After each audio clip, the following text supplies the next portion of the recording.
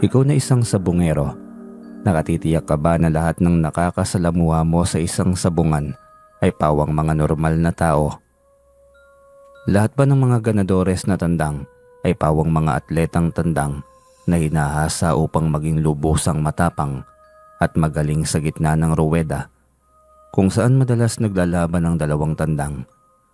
O baka naman napaglaruan lamang din kayo ng inyong paningin at hindi nyo man lamang namamalayan ang mga elementong nakipaglaro at nakikihalubilo sa inyo. Hiyawan ng sapula sa puti ang mga sabungero sa magkabilaan, manghang-mangha silito sa galing ng isang pamilyar na tandang. Isang tandang na kulay itim, may dalawang tahid ang paa, mabangis, bawat atake nito ay nakakapangilabot. Sobrang taas ng lipad at animoy hindi napapagod. Isang linggo na niya itong nasusubaybayan sa pintakasi sa baryong ito at walang palya. Ang mga kilos nito at pananalakay ay hindi nagbabago. Grabe naman talaga yung tandang na itim ng bagong salta dito sa ating baryo. Isang buwan pa lamang yan dito pero halos kilala na ng lahat ng mga sabongero. Oo, tama ka. Nag-iisang manok lang niya yan eh. Pero huling araw na, panalo pa rin. Nakakalawang sabak pa nga yan lagi ah. Abay siguro'y may tangan talagang mutsayang si Mang Olek na yan. Mga usapan ng mga sabongerong nasa harapan ni Lito.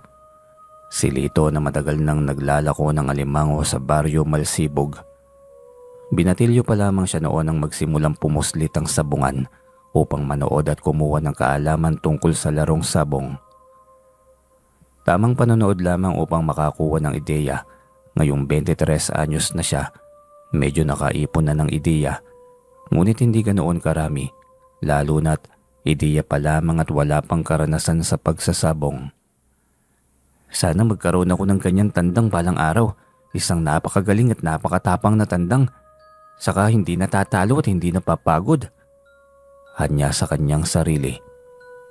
Sa mga narinig niya sa mga sabongerong nasa harapan niya, ay biglang nahatak ang kanyang atensyon ng sabongerong si Mang Olek. Lagi niya itong naririnig, isang estrangherong bagong salta sa kanilang bayan. Ngunit marami nang humahanga, bigla siyang nagka-interes.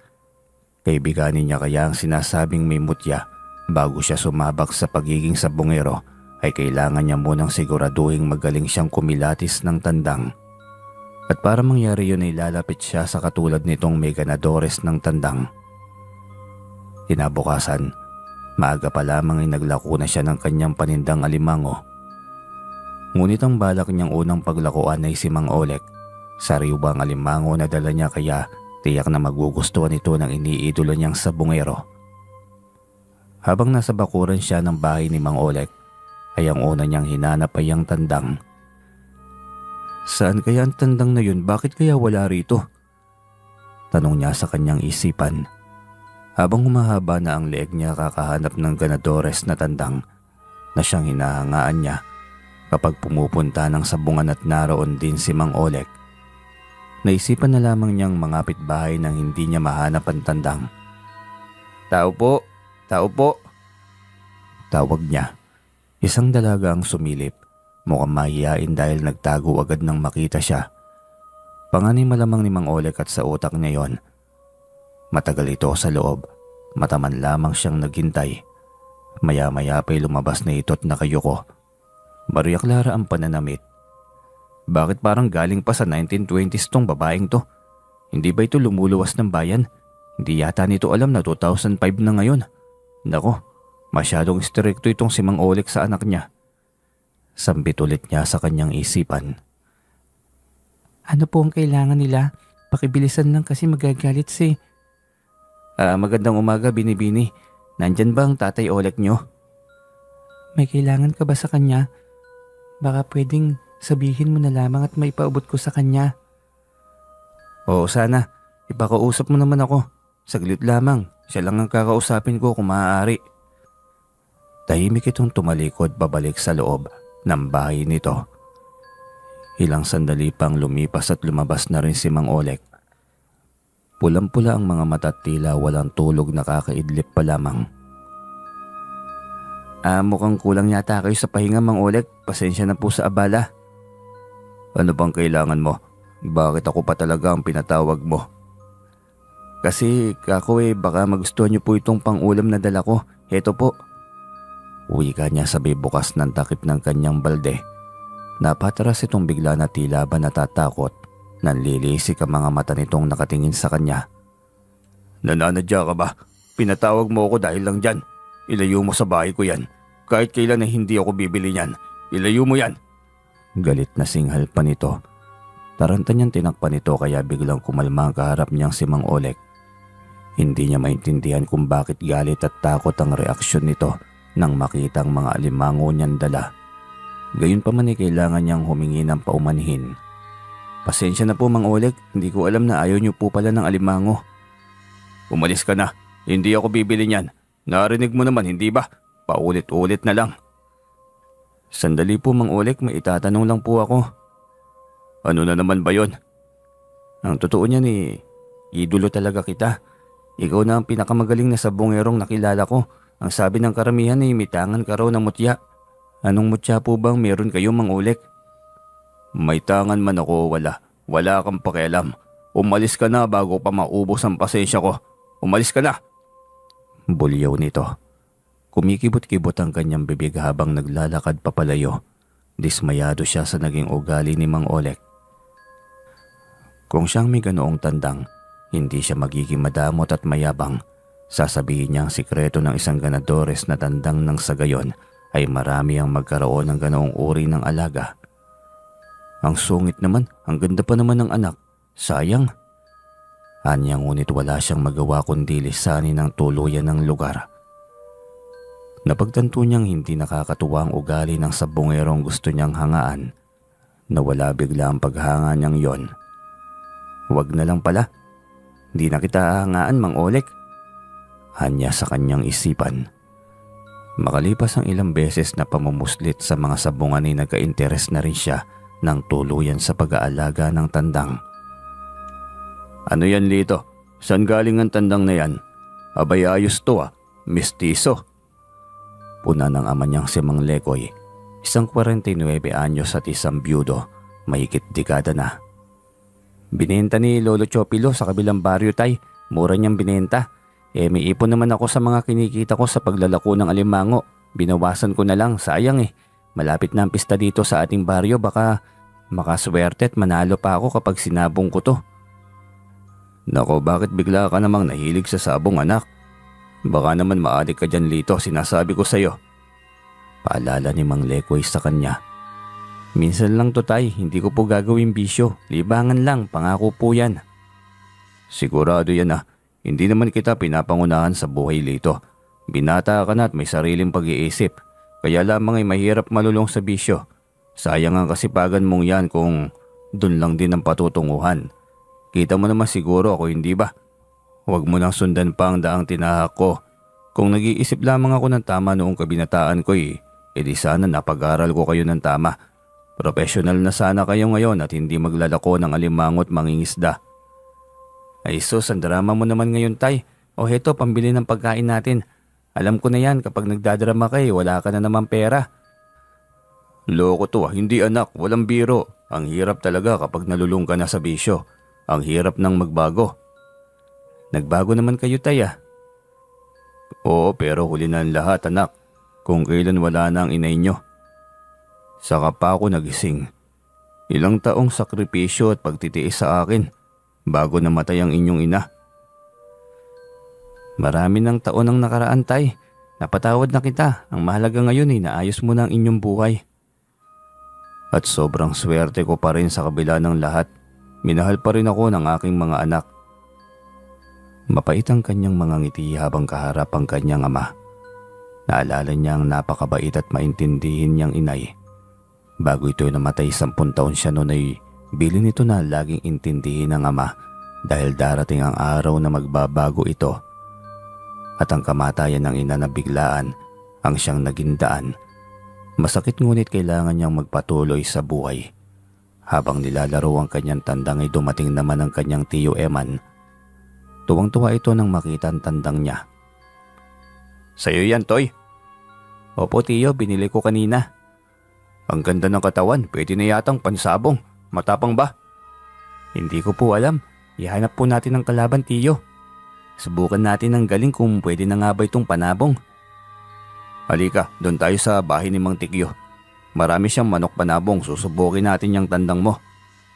Doon sana kay Mang Olek, yung magaling na sabongero. Nako, talaga naman. Hindi matalo-talo yung tandang nun eh. Nako, nasaksihan mo rin pala yung tandang ng sabongerong yon. Hindi matalo-talo eh. Nag-iisa lamang ang tandang na yon pero walang kapaguran sa araw-araw na laban. Saka yung si Mang Olek, napaka-misteryoso. Para bang may tinatago. Masungit ka mo. Naku, galing ako sa bahay nun. Magtatanong lang naman sana ako ng kaunting ideya. Abay, kung manlisik yung mga mata parang halimaw. Pinabentahan ko lang naman ng alimango. Kung pagtabo yan parang hindi tao.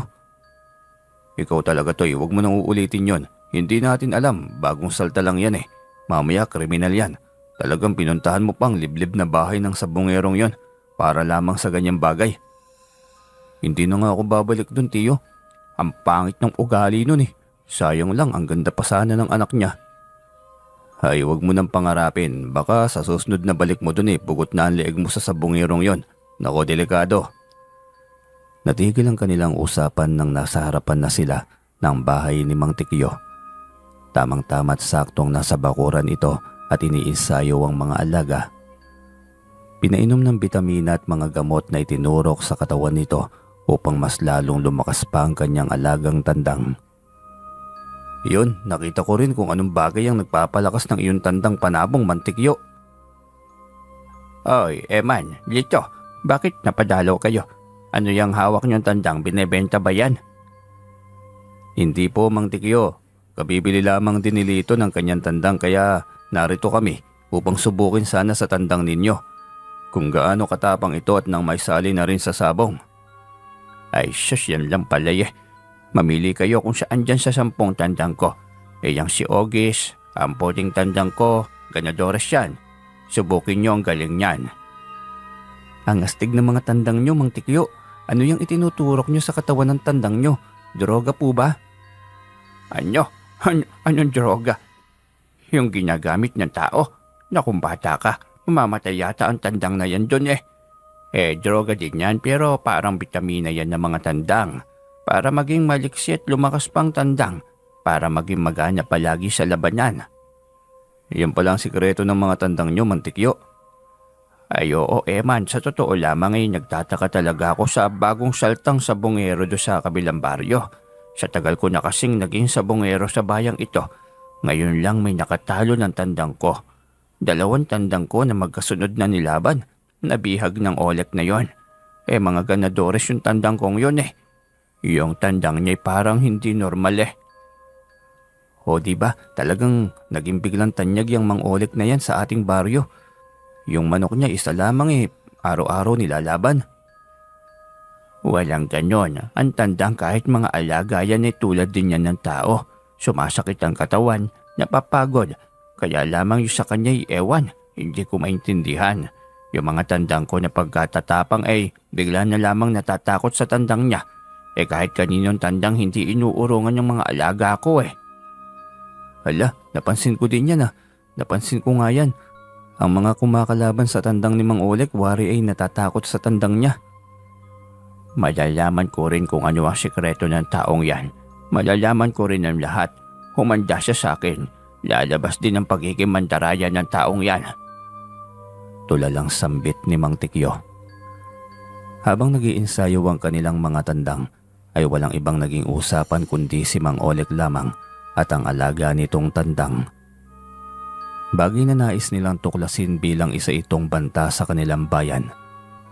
Pakalipas lamang ang 1 buwan, hindi pa man sila tapos solusyonan ng misteryo sa buhay ni Mang Olek, ay panibagong estranghero na naman ang dumating sa kanilang lugar. Si Gaston, isang binatang edad 25. Medyo kaidaran lamang ito ni Lito at Eman. Pista noon sa kanilang baryo at unang araw ng sabong, sabik na sabik ang magtiyo. Bitbit ang kanilang alagang tandang. Kinakabahan si Lito habang papalapit sa sabungan. Unang araw ay susubukan niyang ilaban ang kanyang tandang.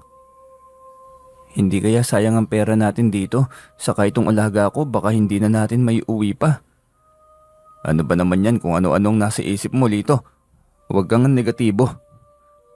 Paano ka mananalo kung sa daan pa lamang nararamdaman na ng tandang mo na wala kang tiwala sa kanya? Abay kahit hayop lamang ito'y hindi mo sigurado. Mali mo may pakiramdam din talaga to. Kausapin mo siya, sabihin mo na ipanalo niya tayo sa laban. At ginawa mo pa talaga akong baliw, Tiyo. Ikaw na lang kaya ang kumausap. Hayop naman. Manahimik ka na nga lang kung saan na napunta tong usapan natin eh. Tiyo naman kasi. Alam naman natin pareho na sugal ito, hindi ba? Kaya walang kasiguraduhan. Pero isa lang ang ilalagay ko sa kukote ko. Ngayon lang to. Manalo matalo. Bukas hindi na ako pupusta pa. Manonood na lamang ako at maglilibang.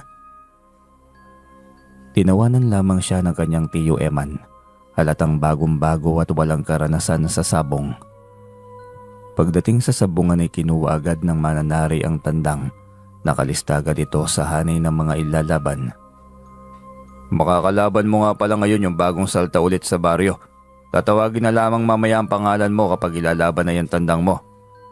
Wika ng sentensyador. May bagong salta na naman dito sa ating baryo. Meron, dito mismo sa ating baryo, kapitbahay ni Chopilo. Yung lumang bahay niya, yun ang bahay ngayon ni Gaston. Kaya naman pala. Malinis na ang bakuran at nakabukas na ang pinto at mga bintana. May tao na pala dun sa loob. Sana pala nangapit bahay ako kanina. Napagbentahan ko sana kanina ng alimango. Magiging magkaibigan pa kami. O siya, maganda ka. Pangatlo sa hanay ang tandang ninyo. Wikang muli ng sentensyador. Sige po, dito lang po kami sa banda ng Tiyo Eman ko. Narinig mo ba yun, Tiyo Eman? Ang daming bago sa lugar natin. Padami ng padami ang tao dito sa atin eh. Siyempre, sa mura ba naman ang mga bilihin dito? Tahimik pa. Nagbabayanihan ng mga tao. Saka walang magnanakaw dito Maliban lang sa aswang na yan na laging nananalasa sa gabi. Sinabi mo pa, Tiyo. Pero mas lalong tumindi nitong mga nakaraang linggo, hindi ba? Halos linggo-linggong may nawawalang sanggol. Pansin ko nga din, baka bagong panganak ang aswang. Kaya laging gutom. Tiyo naman, kalokohan naman niyang sayo eh. Hindi seryoso ko. Kapag ang babae naman talaga'y bagong panganak ay laging gutom yan. Bakit, nakita mo na ba ang aswang? Babae ba siya? Hindi rin, abay ewan. Nailing na lamang siya at natawa sa tura ng Tiyo Eman. Habang naghihintay ay hinanap niya sa kanyang mga mata ang kanyang magiging kalaban. Walang ibang nakakuha ng kanyang atensyon kundi si Mang Olek. Hindi na talaga ito magpapahuli kapag sabungan. At halos lahat ng mga taga-baryo kilala at hinahangaan ito. Ilang sandali pa'y tinawag na ang unang tandang na maglalaban. Kay Mang Olek at Mang Tikyo, maingay ang loob ng sabungan, kanya-kanyang saloobin at kanya-kanyang hinahangaan. Ito, matinding laban to Tama ka dyan, Tiyo Eman. Ang astig ng mga labanan ngayon ang daming mga sabungero at Kristo. Iba talaga ang hatid ng kapistahan sa baryo. Sinabi mo pa, Tiyo. Ayan na, Tiyo. Tignan mo ang tandang ni Mang Olek. Kakaiba talaga yan. Parang inaakit ang tandang ng kalaban. Oo, kakaiba ang atake. Tugon naman ni Eman. Ilang sandali pa'y nagsimula na itong maging mabangis. Tila napipilitan na lamang lumaban ng kaaway sa tandang ni Mang Olek. Napatulala na lamang si Mang Tikyo nang makita ang 2 beses na pagkakasaksak ng alaga ni Mang Olek sa tandang na matagal nang kilalang mahusay na sabongero sa kanilang baryo. Hindi man lamang yun napagandaan at diretso ang atake, maging ang pabagsak na tandang nito sa ruweda. Kita mo ba yun, Tiyo Eman? Grabe talagang tandang ni Mang Olek. Napakatindi. Tama ka, Lito. Parang hindi tunay na manok yan eh. Hoy, si Tiyo naman. Kung hindi tandang yan ano yan? Biro lang naman. Pero kita mo yung ngiti ni Mang Olek. Tingnan mo naman. Iba talaga ang ngiting panalo. Uwi ka ni Eman. Sobrang lawak ng ngiti ni Mang Olek habang hinahawakan ng tandang nito at ang bihag. Habang naglalaban ang mga sumunod na mga tandang sa gitna ng ruweda, ay ngising tagumpay si Mang Olek na hinahaplos ang alagang tandang na bitbit nito. Tila kumikibot ang bibig nito. Isang matangkad na lalaki ang nasa tapat ni Mang Oleg. Hindi kita ang kabuuan ng muka dahil sa suot nitong damit sa ulo. Kulay pula at ginawang maskara sa muka. Tanging ang mga mata lamang ang makikita at titig na titig ito kay Mang Oleg. Tila ba may galit ito sa kaharap dahil sa paraan ng pagtitig nito. Ilang sandali pa tinawag na ang kanyang pangalan. Hindi niya namalayan na tapos na ang paglalaban ng mga tandang. Ang kanyang tandang na ang sumunod na isasalang sa ruweda. Nagulat siya dahil sa kaninang kaharap na lalaking may takip ng damit ang muka ang siyang magiging kalaban niya. Ito ang may-ari ng tandang nakakalabanin ng kanyang alaga. Ito pala si Gaston, matangkad malaki pang katawan, nakakatakot naman parang bouncer sa club. Sambit ni Lito. Pagkalapag pa lamang ng kanyang tandang ay hindi mabilang nakalabog na sa kanyang dibdib. Bungad pa lamang ng laban ay ramdam na niyang talo ang tandang niya. Natamaan ng tari ng kanyang tandang. Ang tandang ng kalaban ngunit hindi man lamang yon tinablan. Nakita ko yun Anong uri na naman ito ng tandang? Anya't kitang kita niya. Tila hindi tinatablan ng tandang ng kalaban. Kaya naman ilang sandali lamang sa ruweda ang kanyang alagay bumulagta na. Talo ang 500 logro niya sa kanyang nag-iisang tandang. Napakamalas naman Tiyo Eman. Wala talaga akong swerte pagdating sa sabong. Maglalako na lang talaga ako ng alimango habang buhay. Hiraulo ka talaga Lito. Bilog ang mundo no. Kung hindi man ngayon na swerte natin, malay mo. Kung sa susunod na pagkakataon. Ano ba yan Tiyo? Parang tuturuan mo pa talaga ako maging sugarol Pero nakita mo naman yung kanina. Ang tandang ng kalaban. Hindi tinatablan ng tari. Hindi kasi tinamaan, nagpapatawa ka talaga. Saka hindi ganun ang ibig kong sabihin. Ang sa akin lang naman ay huwag kang panghinaan. Kung may mga bagay kang gustong mangyari, ngunit hindi agad nakukuha.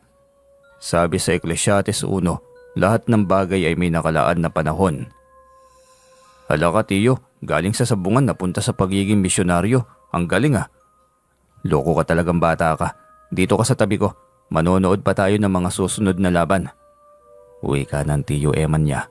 3 magkasunod na labanan ng tandang. Pagkatapos noon ay ang tandang ni Mang Oleg at ang binatang si Gaston na ang sumunod na naglaban. Ayos to, parehong may magaling na tandang. Di kitan sigurado ang laban. Oo nga Lito, matinding laban ito. Sayang wala na tayong pera, pupusta sana tayo Kaya nga Tiyo Eman, kaninong tandang kaya? Dito ako kay Gaston, nakita ko ang galing ng tandang niya sa labanan Wala nang pera-pera. Tayong dalawa na lamang ang magpustahan. Sige ba, dito ako kay Mang Oleg. Subok na ito, nag-iisang tandang niya Ilang panalo na ito, kaya tiyak na walastik yung tandang ng bagong saltang yan. Sagot naman ni Eman.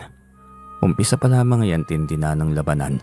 Parehong magaling sa salpukan, parehong magaling umilag, at parehong tila hindi napapagod sa laban. Mga ordinaryong tandang pa ba itong naglalaban na to? Baka nilalamat lang tayo. Mukhang hindi naman mga tandang to Kagagaling lumaban. Parang mga kabalyero sa labanan. Parehong hindi napapagod at ang gagaling magsiilag. Parang nag-iispadahan lamang ng tari Anong mga kabalyero sa labanan?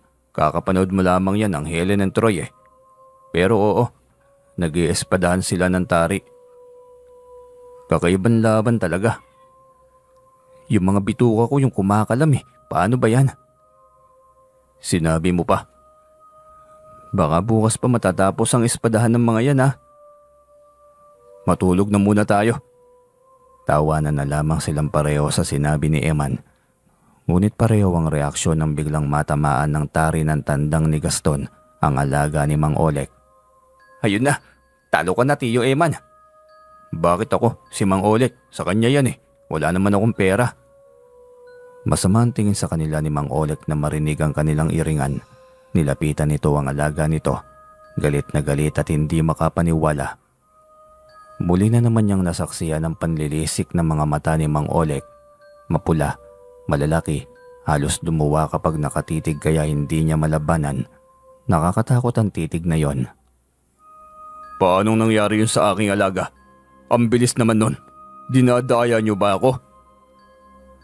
Malinaw ang naging laban, Mang Oleg. Parehong magaling ang inyong tandang pero sa huli, Ang tandang mo ang bumagsak kaya magiging bihag na yan ni Gaston. Silang mga sabungero sa paligid nakita rin nila ang laban. Walang daya rito. Hindi ako papayag manong sentensyador na mapunta sa iba ang aking tandang. Akin ang tandang ko. Akin lamang. Abay Mang Olek, matagal ka naman na siguro dito sa sabong, hindi ba? Alam mo na kapag natalo ang tandang mo'y magiging bihag yan ng kalaban. Bibilhin ko na lang. Magkano ba ang benta mo sa bihag mong yan? Buhay pa naman yan. Aalagaan ko pa yan. Uwi ka ni Mang Olek habang nakatingala kay Gaston. Kinuha ni Gaston ang takip na pulang damit sa ulo nito. Ganun na lamang ang pamimilog ng mga mata ni Mang Olek. Tila ba kilala na nito si Gaston. Iyang tandang mo'y bihag ko na at ikinalulungkot ko na hindi ko ibebenta yan dahil gagawin ko yung pulutan mamayang gabi. Uwi ka ni Gaston. Ngunit halatang iniirita lamang ito ni Gaston. Biglang nataranta si Mang Olek nang sabihin niya yon. Malawak ang ngiti ng binata. Tila ba sinasadyang tuksuin o asarin ang kaharap na sabungero. Ibang klase ka rin Mang Olek. Hindi ko alam kung anong uri ng utak ang binuo at pinasok dyan sa ulo mo. O ngayon, sigurado namang may pagsisisi dyan sa sarili ninyo. Matinding pagtataka nasa isipan niya maging ng kanyang tiyo Eman. Nasa tabi sila ng mga ito kaya para silang mga usyoserong tsismoso na palipat-lipat ang mga mata sa dalawa.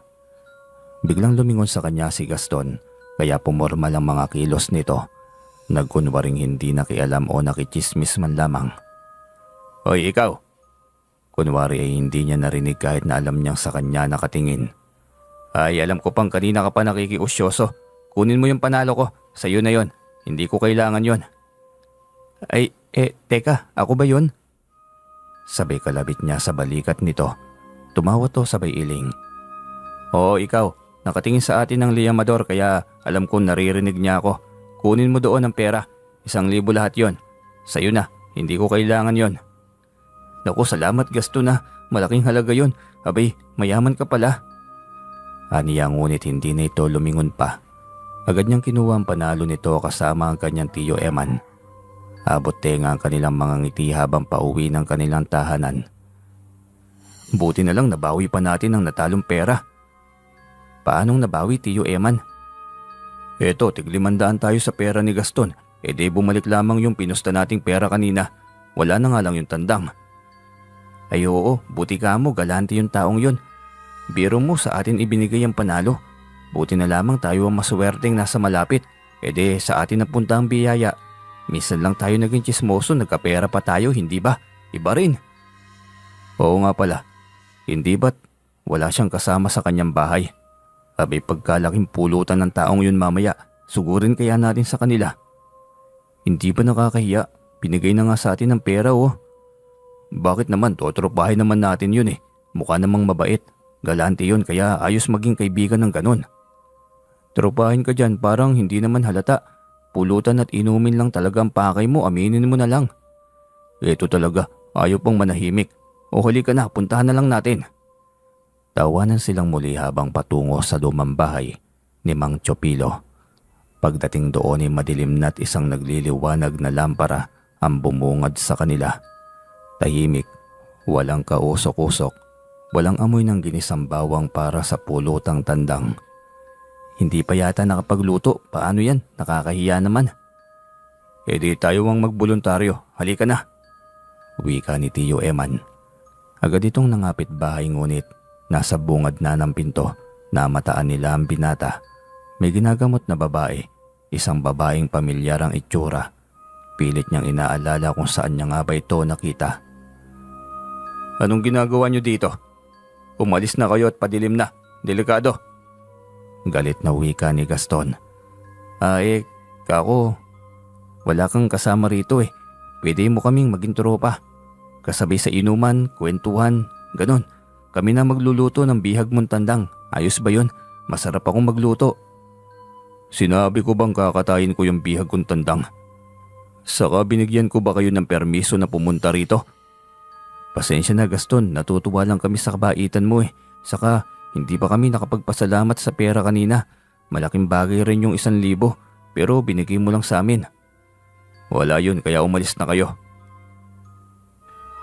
Hindi pa man sila nakakahakbang palayo nang biglang may bumagsak sa bubong ng bahay. Sa bigat ng bagay na yun ay halos masira ang lumang bubong ni Mang Chopilo. Sa gulat at takot nila imbis na lumayo ay pumasok na sila sa bahay. "Isarado niyo ang pinto! Bilisan niyo!" Utos nito sabay sarado ng bintana. Galit si Gaston sa kanila dahil sa walang permiso nilang pagsugod. Gayunpaman ay hindi sila nito matiis. Agad nila itong sinunod. "Teka, ano yun? Aswang ba yun?" Tanong nila ito nang marinig ang mabangis na huni ng tila bakikik din pero kakaiba. "Gagi, aswang nga yan. Bakit ang agang manalakay? Saka parang may galit." Biglang napatitig siya sa babaeng nakahiga. May sugat ito sa magkabilang balikat. Parang may tama ng saksak. "Namumukan ko siya. Sandali. Magkakilala ba kayo ni Mang Oleg? Bakit nasa iyo ang kanyang anak?" Tanong niya sa binata nang maging pamilyar ang mukha ng dalaga. Nagkatinginan ang babae at si Gaston habang mabangis pa rin ang nilalang na nasa bubungan. "Hindi siya anak ni Mang Oleg. Hindi mangyayari yon." "Hindi. Bakit nakatira sa bahay niya? Hindi ako nagkakamali. Siya yun. Nakausap ko pa nga siya eh." Si Omita ay isang diwata ng talon. Si Mang Oleg ay isa ring hari ng mga aswang ng talon na nagkukunwaring tao. Nagkunwari si Mang Oleg na isang albularyo, ang unang katawan ng matanda na naging biktima niya matapos sipsipin ang dugo nito. Ang siyang ginaya niyang muka. Bigla yang nawala ng tugisin ko sa aming baryo. Yun pala dito ang punteriya niya. Teka lang, hindi ko maintindihan. Magulo eh. Gaston, bakit nandito siya? Bakit nasa iyo si Omita? Unang ipinagtataka ko talaga yan eh. Sapagkat si Omita ay ginagamitan ni Mang Oleg ng itim na mahika. Binura ang kanyang isipan. Ginagawa siyang tandang kapag may sabong upang mailaban sa mga kawawa at walang kalaban-labang mga tandang. Ang mga bihag ni Mang Oleg ang siyang nagiging pagkain ng aswang sa araw-araw na yon. Ang ilang hibla ng gintong buhok ni Omita ay nasa akin. Iyon ang nagpabalik ng kanyang alaala. Iyon ang itinali ko sa kanyang leeg kaya malinaw na niyang naaalala ngayon ang lahat. Ang gulo naman, bakit niya nagawa sa pobreng diwata na gamitan ng itim na mahika? Dahil kalaban nila ang angkan ni Omita, ang talon na may ibinaong isang kaban na ginto. Pilit nilang inaangkin yon, yang hari ng mga aswang sa malaking talon. Habang patuloy ang pagkukwento ni Gaston, ay mas lalo lamang nagiging mabangis ang aswang sa ibabaw ng bubungan. "Paano ba to? Naiipit pala tayo sa labanan ng mga aswang." Reklamo naman ni Eman. "Anong labanan ng mga aswang? Mukha ba akong aswang?" "Bakit hindi ka ba aswang?" "Albularyo ako, Eman. Antingero rin. Si Omita ay gabay ko na biglang ninakaw sa akin ni Mang Oleg. Nalaman ko lamang din itong huli. Nagtanong-tanong ako sa mga elementong nakapaligid sa talong yon nang hindi na nagparamdam sa akin si Omita." "Kung ganun, alam mo nang si Omita ang tandang." "Mismo. Nakausap ko siya nang hindi naiintindihan ng iba. At ang inilaban kong mutya sa kanya upang mabihag ko siya at maibalik sa akin ay ang mutya ng gabi. Hindi rin basta masugatan ang tandang ng kalaban ng tandang na may mutya ng gabi. Kaya iyon na nagpatalo kay Omita at sa wakas nabihag ko na rin siya. Kaya naibalik na siya sa akin." "Ay ewan, nakakapangilabot ka naman. Maging ikaw ay isang nakakatakot na albularyo din eh. Siguradong isa kang babaylan." "Tama ka. Kaya kong gumawa ng kasamaan depende sa kumakalaban sa aking misyon." Galit pang wika ni Gaston. Napayuko ito sa silong nang marinig na tila ba nasa silong na ang nilalang. "Nasira niya na ang kapangyarihang hinarang ko. Kaya maganda kayo. Maaari niya tayong sugurin kapag nakakuha siya ng pagkakataon." Wika pa ng binata. Sinilip niya ang mukha ng nilalang. Sobrang pangit ng mukha nito. Parang syokoy. Parang palikpik mula ulo hanggang buntot. May manipis na pakpak. Masyadong masangsang ang amoy. Hindi niya kita ang kabuuan nito, kaya hindi niya gaanong may paliwanag ang itsura. Ganito ang amoy sa sabungan, ang madalas na nirereklamo ng mga sabungero. Tiyak akong dahil yun kay Mang Oleg. "Oo, tama ka, Lito. Dahil yan sa nababad sa tubig na galis niya, kaya sobrang sangsang." Wika pa ni Gaston. Sa katatanong nila hindi nila namalayan na ang mahahabang itim na dila nitong biglang tumusok sa balikat ni Eman. Napahiyaw ang binata sa sobrang sakit. Hinihila pa ito ng aswang ng talon, papalapit. Sumadsad sa sahig na kawayan si Eman. Mabilis itong hinila ni Gaston. Napahiyaw ito sa sakit na makawala sa matalim na dila ng aswang. Para yung espada sa sobrang talim. "Hayop na aswang, mapapas lang din kita kahit gaano ko man kadulas." Sigaw ni Gaston. Bigla itong nagwala sa ilalim ng silong. Paikot-ikot muli sa buong bahay. Naghihintay ng pagkakataong umatake. "Pasensya na Gaston, imbis na tumulong sa'yo naging pabigat pa ako." "Hindi mo kasalanan, Umita. Saka hindi naman ibig sabihin na gabay kita ikaw ang laging poprotekta sa akin. Dapat din kitang protektahan. Kung nalaman ko lang na maaga, hindi sana umabot sa puntong ito na gawin kang alipin ang hari ng aswang na yon at gawing isang panabong panlaban sa mga normal na tandang. Pinaglaruan ka ng hayop na yon." "Grabe pala Gaston, para ako nasa isang panaginip.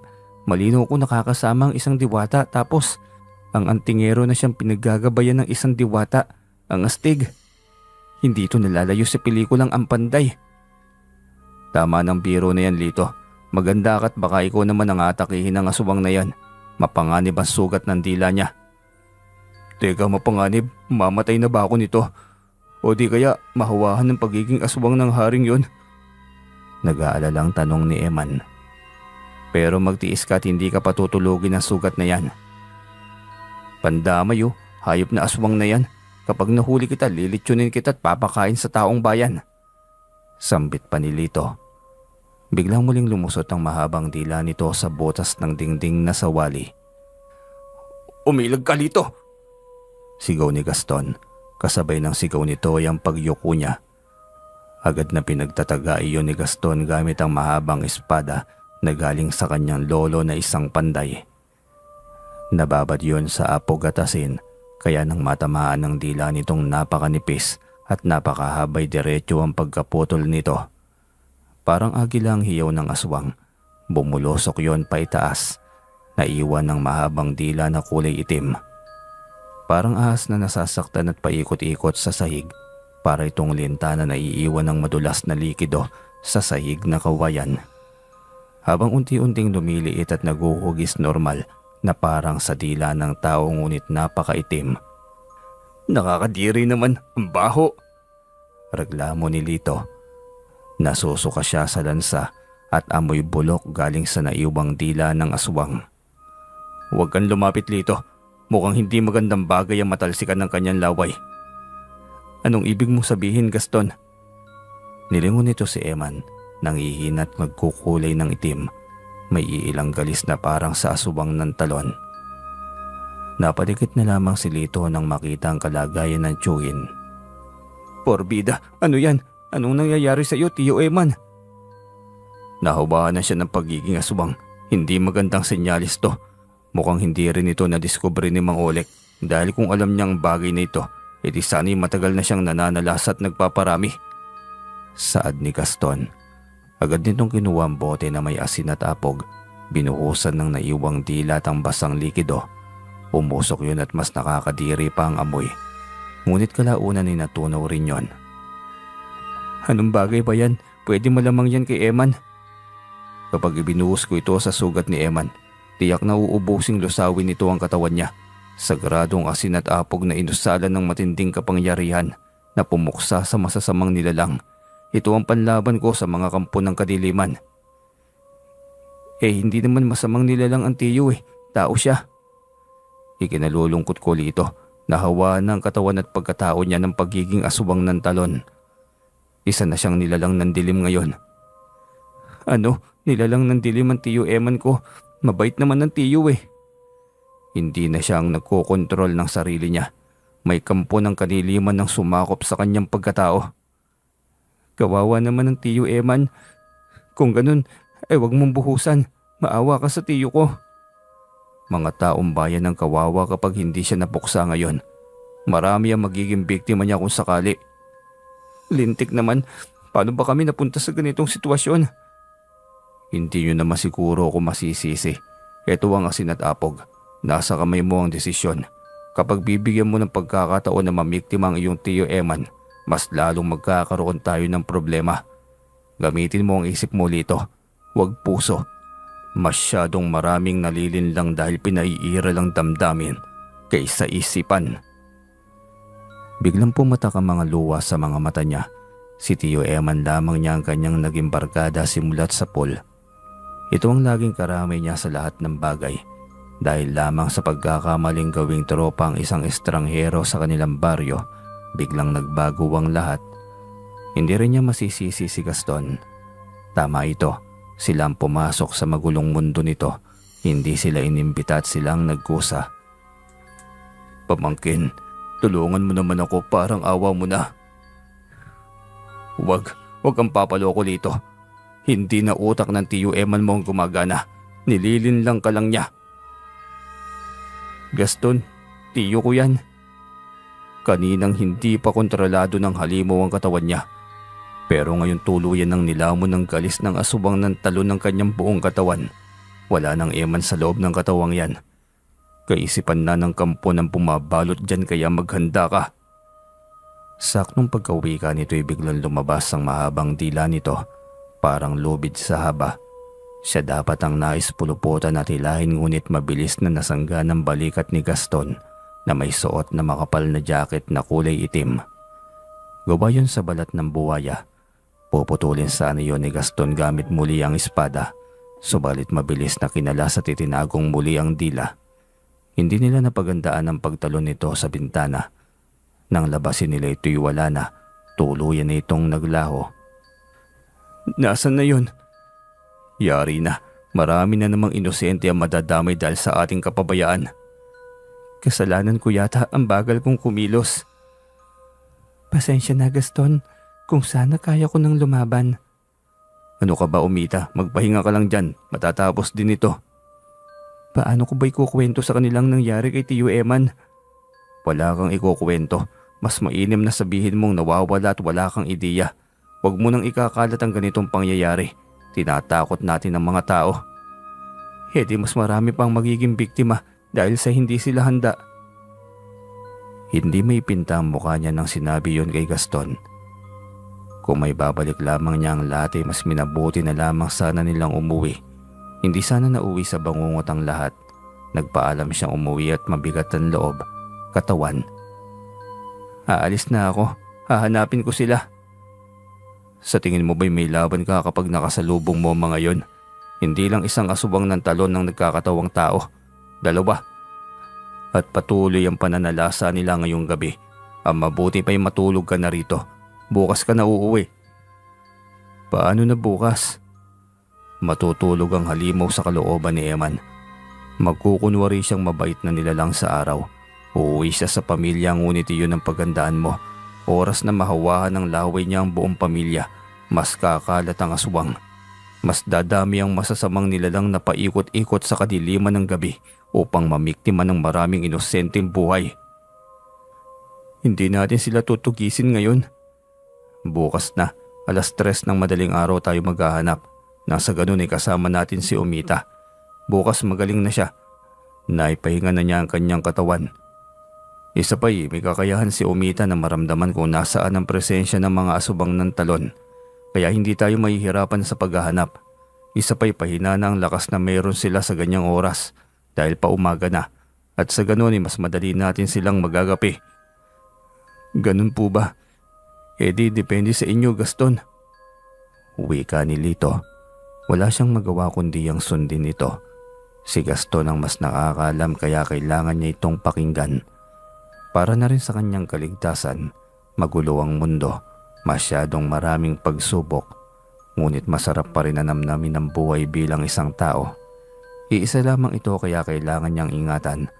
Hindi niya hahayaan na masayang ang buhay niya maging ang napakaraming pangarap na mayroon siya. Kawawa nga lamang ang kanyang Tiyo Eman. Sa milyong pag-iisip niya ay hindi pumasok ang ganitong pangyayari na hindi niya sukat akalaing magaganap sa kanilang buhay. Kinabukasan ay madaling araw pa lamang ay dinig na niya ang mga yapak sa sahig na kawayan. Bumangon agad siya at nagmadaling inayos ang sarili. Alam niyang mag-uumpisa na ang misyon. Gabayan niyo po kami, Panginoon. Nagising yata kita, Lito. Ayos lang, Gaston. Maaga naman talaga akong nagigising sa bahay. Saka ewan ko rin kung nakatulog nga ba ako. Parang puro panaginip lamang ang pag-idlip ko eh. Nasaan na nga pala si Umita, ang gabay mong diwata? Tanong niya nang makitang wala na ito sa hinihigaan nito. Hindi niya naramdaman ang mga yapak at pagkilos nito. Gayong kay Gaston ay mabilis naman siyang nagising. Nandito ako, Lito. Kailangan na nating gumayak upang tugisin ang hari ng aswang ng talon. Magaling ka na ba, Umita? Paano ang sugat mo? Mabilis namang maghilom ang sugat ng kagaya ko. Nangihina lang talaga ako sa taglin ng mutya ng gabi. Gusto mo ba talagang sumama sa amin, Umita? Mabuti sa ganitong oras. Medyo pahina ng enerhiya nila. Pero ganoon pa rin at anyong halimaw pa rin sila. Kung sino lang mamaya ang maabutan, humihingi na ako ng paumanhin ngayon pa lamang, Lito.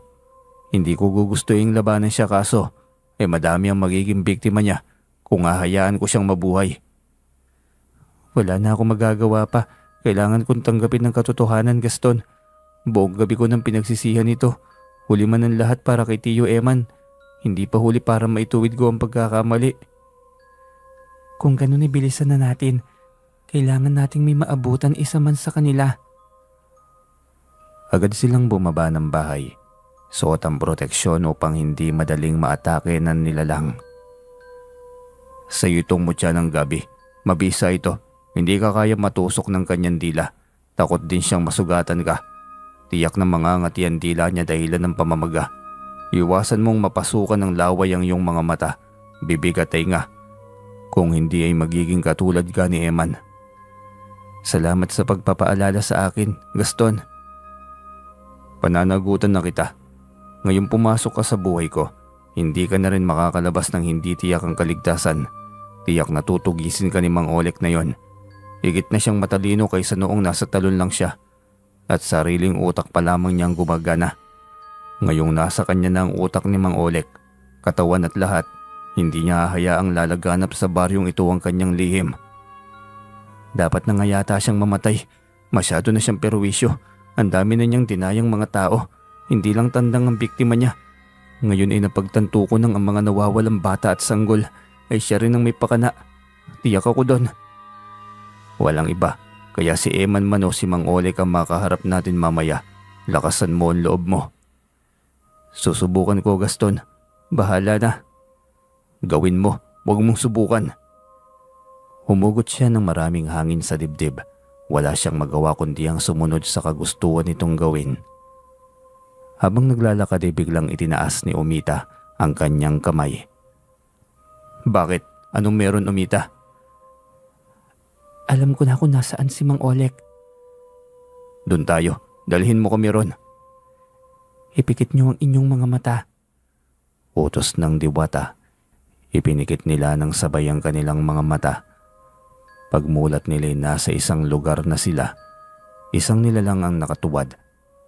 Naglulumikot ang matulis nitong buntot na kulay itim. Maging ang mga palikpik sa likod ay sumasabay sa galaw nito. Walang tainga. Diretso butas na para bang palaka. Ngunit kumukulubot yun at tila ba pinapakiramdaman ng paligid. Tila may naaamoy itong iba kaya binitiwan nito ang biktima nitong sanggol. Umikot ito diretso sa kanilang kinaroroonan. Nang mapagtanto nitong silang naroon ay bumukang napakalaking bibig nito na parang sa palaka. Bigla silang inatake ng mahaba at matulis na dilang kulay itim. Lumantad ang mga ngipin nitong matutulis na parang sa buwaya. Parang iyak ng agila ang huni nito kapag umaatake. Nakakatakot ngunit nilakasan niya ang kanyang loob.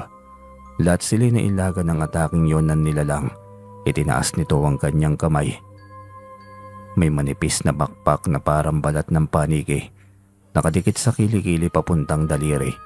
Mga daliri at kamay na parang sa palaka.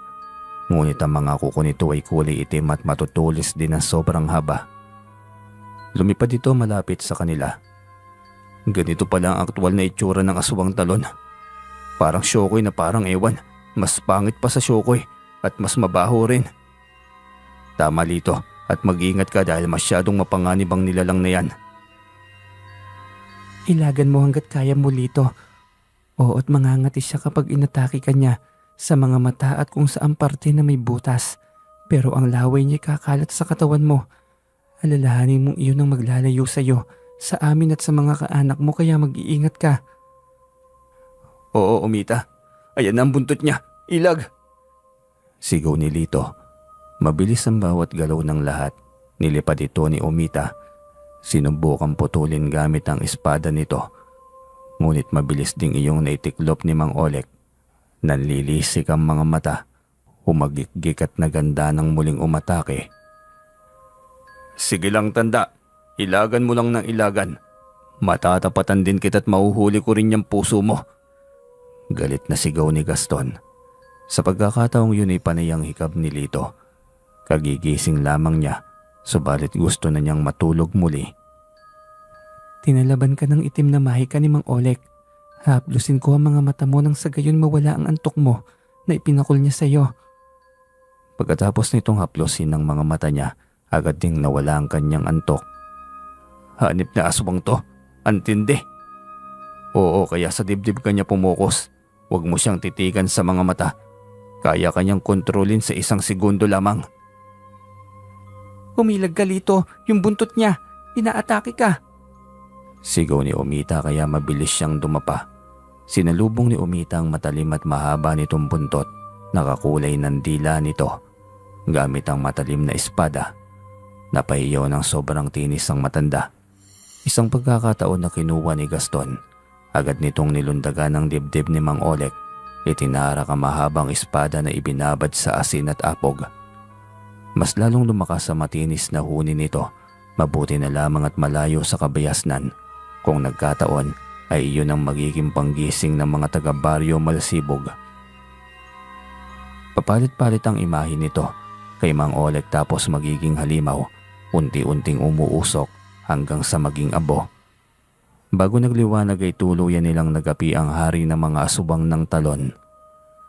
Ang galing yung dalawa, napaka-astig. Para talaga akong nanonood ng pelikula eh. Sobrang astig ng labanan. Ihanda mo na kamo ang inyong panyo. Para saan naman ang panyo? Si Eman, hindi ba't sanggan dikit kayo ng tiyuhin mong yon? Tiyak akong hindi matatapos ang araw at makikita natin siya. Biglang nalungkot ang kanyang ekspresyon. Naalala ang mga masasayang araw nila simula kabataan hanggang sa magbinata. Kung paano sila magkagusto sa iisang babae at kung paano magpakumbaba ang kanyang tiyo Eman. Wala na siyang magiging kabangayan ngayon. Baka pwedeng ipagpaliban na muna natin ang kay tiyo Eman. Ano? Hindi pwede. Delikado ang pamilya mo. Kapag mahawaan silang lahat, pasensyahan tayo Lito. Lahat sila'y tutugisin ko. Grabe naman yan, pati ang lolo sa sino ko, mag-uulyanin na yun eh. Kapag hinayaan mong mahawaan siya, wala na akong magagawa. Binalaan naman kita, hindi ba? Huwag mong pairalin ang puso mo, Lito. Ang puso ay talagang marupok, kaya utak ang gamitin mo. Mag-isip ka, Lito. Wala siyang magawa kundi ang puntahan ng bahay ng lolo sa sino niya. Saktong kagigising lamang ng kanyang lolo at nagsasalin pa ng ginawang kape mula sa termos. Nyako, pasok kayo apo. Ano't napaaga ang sugod mo? Sino ba yung kasama mo? Parang isang action star sa TV. Oo nga pala, ang tiyo Eman mo ba nasa inyo nakitulog? Napalingon siya sa kasamang si Omita at Gaston. Hindi niya alam kung paano ito sasagutin dahil tiyak na masasaktan ito kapag ikinuwento niya ang totoo. Matanda ng lolo sa sino niya kaya tiyak siyang alam nito ang tungkol sa aswang ng talon. Lolo, mano po muna, saka magandang umaga. Ay hindi talaga nagbabago tong apo kong ito eh.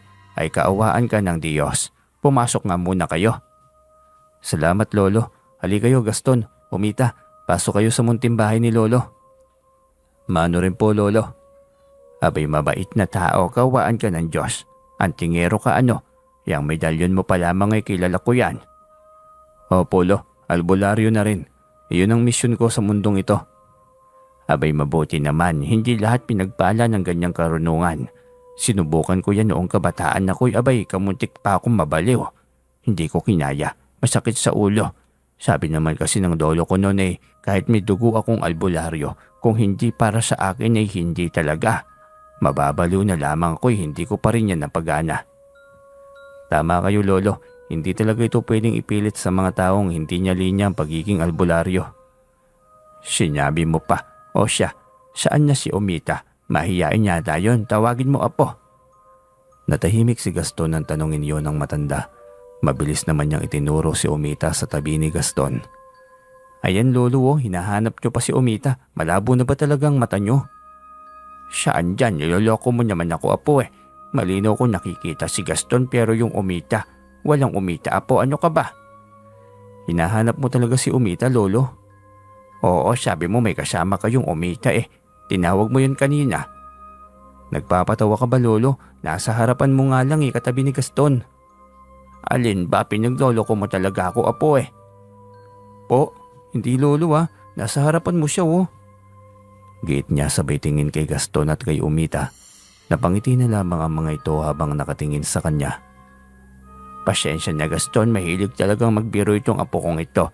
Hindi ka na talaga nagbago apo. Mapagbiro ka pa rin hanggang ngayon. Lolo, hindi nga hindi to kalokohan. Totoo si Omita. Omita, sabihin mo, hindi ako nagbibiro, di ba? Pagsalita ka naman dyan, kanina ka patahimik Lito, walang kakayahan si Lolo Sosino na makita ako. Kaya kahit anong pilit mo, hindi talaga niya ako makikita. Ha? Hindi ka talaga nakikita ng lolo? Pambihira naman, para pala akong baliw nito Malayo sa kanyang dugong albularyo, kaya wala siyang kakayahan kahit maramdaman man lamang ang presensya ko. Pero hayaan mo, ako ang gagawa ng paraan mamaya para makita niya ako. Nasa akin naman ang susi. Ganyan naman pala, hindi mo naman sinabi sa akin kanina pa. Pili lang pala kaming nakakakita sa'yo. Iniisip tuloy ni lolo na nagloloko ko. Ayos ka lang ba apo? Mukhang nakakabahala na yung kinikilos mo hayaan mo na lo. Kalimutan mo na yon. Ay sus, sabi ko niya O siya, umupo na kayo. Ipagtitimpla ko kayo ng kape. 3 tasa lolo Kulang sa akin ang isa Wika niya ngunit ang totoo ay para kay Omita ang 1 tasa. Hindi ka ba malalasing sa kape niya na po? Hindi lolo Sosino, nasanay na ako. Anya sabay kamot ng kanyang ulo. Biglang bumukas ang pinto at bumungad roon si Eman. Tay, magandang umaga. Sambit nitong lalapit sana kay Lolo Sosino, ngunit mabilis din niya yung hinarang. Dumipa pa siya sa harapan ng Lolo Sosino niya. Ops, teka, diyan ka lang. Ano ba naman yan Lito, para ka namang batang paslet? Oo nga naman pamangkin ko, ayos ka lang ba? Malawak ang ngiti nitong nakipagtitigan sa kanya, ngunit napataras siya sa Lolo Sosino niya nang makita ang halimaw na anyo nito sa balintataw nito mismo. Ayos ka lang ba pamangkin? Hindi. Halimaw ka, lumayas ka rito. Ayos ka lang ba apo? Hindi magandang biro yan. Tiyo Eman mo yan bakit mo pinapalayas? Bakit mo tinatawag na halimaw? Lolo, hindi na siya ang anak mo. Isang halimaw na ang nagmamay-ari ng kanyang katawan. Huwag kang lumapit sa kanya kung ayaw mong mahawahan kanya lolo. Abay teka, bitiwan mo nga ako Lito. Anong mahawahan bang sinasabi mo? Kahapon lang kayo magkasama bakit ngayon biglang ganyan ka na sa kanya? Apo naman, may problema ka ba? Kung nag-away kayo ng tiyo mo, pag-usapan nyo. Nakakahiya naman sa harapan ng mga bisita nyo Doon na lumapit si Gaston. Hawak ang espada na nakasukbit sa gilid gaya na pataras bigla si Eman. Mawalang galang na po lolo pero totoo ang sinasabi ng inyong apo. Hindi na yan ang karaniwang apo nyo. Nilamon na ng halimaw ang pagkatao niya. Naguguluhan ako sa inyo Ano bang mayroon? Anong meron kay Eman at parang ayaw na ayaw nyo sa kanya? Lito apo, magkasama kayo ng tiyo Eman mo. Palagi, kaya kilala mo siya. Kilalang kilala mo ang tiyo Eman mo. Doon na siya umiyak. Hindi niya alam kung paano sasabihin sa kanyang lolo ang lahat ng nangyari na nagpabago sa pagkatao ng tiyo Eman niya. Lolo, hinawahan si tiyo Eman ng hari ng mga aswang talon. Aswang talon? Lintik, paano kayong napunta sa masukal na lugar? Hindi lolo, hindi kami nakarating sa masukal na lugar. Inumpisahan niyang ikuwento lahat. sa sabong, kay Mang Oleg at kay Gaston at kung paano sila napunta sa bahay ni Gaston at naabutan ng atake ng halimaw. Kitang-kita niya ang pagpatak ng mga luha ng matanda. Alam nito ang mga aswang ng talon at alam nito ang pagiging mabangis ng mga yon.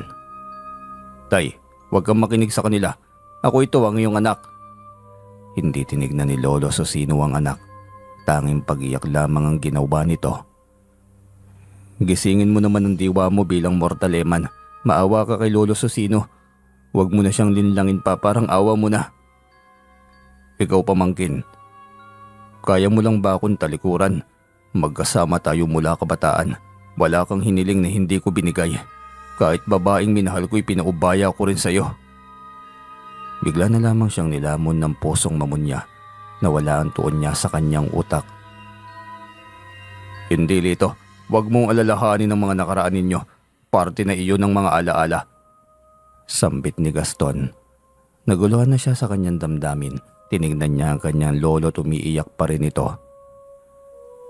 "Kayang-kaya mo pala talaga akong ipagkanulutay."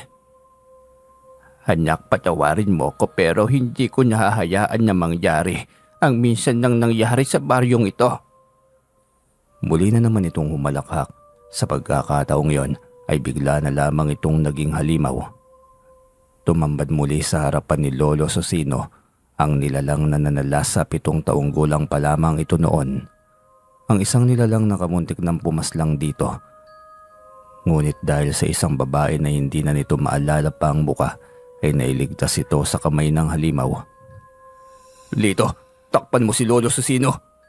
Mabilis na utos ni Gaston. Nang makita ang pagsalakay ni Eman, tinusok nito ang kanyang likod, ngunit dahil sa bertud ng gabi na naging proteksyon niya ay hindi tumalab sa kanyang balat ang matulis na buntot ng halimaw. Ako nang bahala dito sa kaliwa. Ikaw ang bahala dyan sa kanan, Gaston. Utos naman ni Omita. Siya'y protektado ni Lolo Susino habang nasa gitna ng 2 estranghero na may kanya-kanyang katangian at kapangyarihan. "Sige, Omita, maging alisto kayo." Halos masira ang bahay ni Lolo Susino sa bawat pag-atake ng halimaw. Nagmamadali na rin itong magapi ni Gaston. Naging mas mabangis ito. Sunod-sunod na rin ang pag-atake ng dila at buntot ni Eman. Unang natsyempohan ni Gaston ang mahaba nitong dila. Hindi naging handa ang nilalang sa maliksing galaw ni Gaston. Huling-huli nito ang mahabang dila ng halimaw. Sa sobrang sakit at sa sobrang pamimilipit ay hindi rin ito napagandaan ng atake ni Omita. Pinutol ng diwata ang buntot ng nilalang. Mas lalong tumindi ang paghiyaw nito. Namimilipit at napahiga na sa sahig. Dahil sa pamimilit nito'y wala na itong pokus sa sarili. Hindi na binigyan pa ng pagkakataon ni Gaston ng binata. Tinarak na nito ang mahabang espada sa dibdib ni Eman. "Tiyo Eman!" Sigaw ni Lito. Biglang nagpabago-bago ang anyo ng nilalang hanggang sa umusok ng kulay itim. Mabaho at nakakasulasok. Kaya mahabang pagtakip sa kanilang bibig at ilong hanggang sa tuluyan ng lumisan ng itim na usok. Naiwan ang katawan ni Eman, wala ng buhay. Maingat na lumapit doon si Lolo Susino. Malungkot na pinagmamasdan ng kawawa at inosenteng anak. Agad din itong nilapitan ni Lito. "Patawarin mo ko, Tiyo Eman, hindi ko sinasadya." Sambit niya. Napalingon siya kay Lolo Susino nang bigla itong magsalita. "Naulit na naman ang nangyari 8 dekada nang nakararaan sa mismong baryong ito, dito sa Baryo Malsibog." 87 taon na si Lolo Susino at 7 taon ito nang mangyari yon. Naabutan mo pa palang pangyayaring yon, Lolo Susino? Biglang tanong ni Omita na nooy bigla na lamang lumitaw sa harapan ni Lolo Susino. Nagulat ang matanda sa naging presensya nito. Sino ka?" Lolo Susino, ako si Omita, ang diwata na sinasabi kanina ni Lito. "Totoo ka pala, bakit hindi ka nagpakita kanina?" Ngumiti lamang si Omita sa tanong ng matanda. Sige na Lolo, sagutin mo na ang tanong ko. Naabutan mo pala ang pangyayaring yon 8 dekada nang nakakaraan. Ay oo, 7 taong gulang ako nung manalasa ang aswang ng talon. Buong angkan yon, marami sila, maraming buhay ang nawala. Dahil lamang iyon sa mga naghuhukay ng ginto, mga treasure hunter kung tawagin. Ano naman ang tungkol sa mga treasure hunter, Lolo? Sila ang mga unang nambulabog sa tahanan ng mga aswang noong sinubukan nilang hukayin ang maalamat na kaban ng ginto noong panahon ni Solomon. Biglang sabat naman ni Gaston. Haring Solomon sa Biblia, nayari na, daang-daang taon na yun eh. Paano ba naman nila nalaman na nasa talong yun ang kaban ng ginto? Kwentong bayan, mabilis na nagpasalin-salin sa bibig ng mga tao. Walang media sa panahon na yun na po, ngunit may tenga ang lupa. At may pakpak ang balita, kaya lahat ng magiging kwentong bayan, mabilis na lumalaganap sa mga kanayunan. Kwentong bayan ba tungkol sa mga ginto ni Solomon? Hindi ko rin alam, malamang. Anong alam mo sa kwento ni Lolo? Tanong niya kay Gaston matapos nitong sumabat. Marami itong alam na kwento noon ng Baryo Malsibog. Si Umita, siya rin ang diwatang nakipaglaban sa mga aswang ng talon na yon. At itong espada, ito ang ginamit na pamuksa ng lolo kong albularyo nun. Ang lolo ko ang naging unang ginabayan ni Umita. Naipasa lang naman sa akin ng lolo. Ang astig! Ito yung sinasabi nila sa English na history repeat itself. Mukha nga kaso sa ibang pagkakataon at sa ibang sitwasyon. Malamang ibang sitwasyon talaga. Ano't kay talino ng Mang Oleg na yun, gawin ba naman tandang ang isang diwata? Ganon sila kamakapangyarihan. Oo nga naman, pero bakit dito lagi sa Sitio Malsibog ang punderya ng aswang ng talon?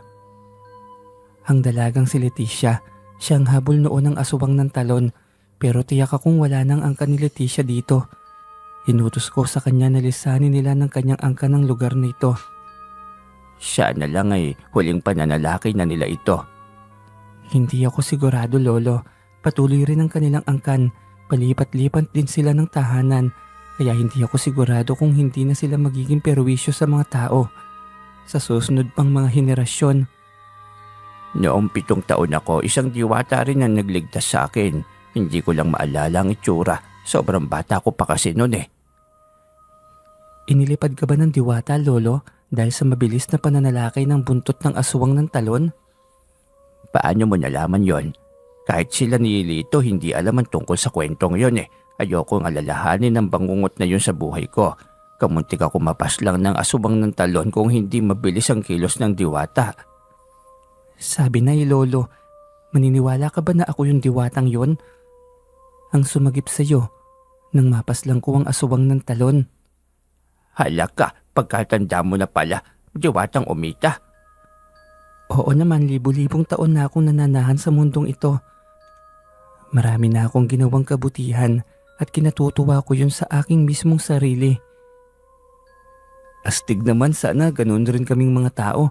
Saka kami rin natutuwa na sa isang kagaya mo na tumutulong sa aming mga tao. Salamat, Lito. Tao tayo, apo, sila immortal. Kaya hindi sila mamamatay. Tama si Lolo. Sobrang ikli lamang ng buhay nating mga tao dito sa mundong ito. Kaya lagi kong paalala sa inyo, apo, ingatan ang buhay, gamitin sa makabuluhang bagay. Dahil maraming pagkakamali na maaaring hindi na maulit, gaya ng pangyayaring ito. Masakit sa akin ito.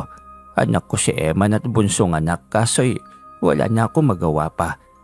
Kahit masakit, tatanggapin ko. Ganun talaga. May mga pangyayaring hindi natin inaasahan. Huwag mo ring sisihin ang iyong sarili, apo. Salamat at naiintindihan mo ang sitwasyon, Lolo.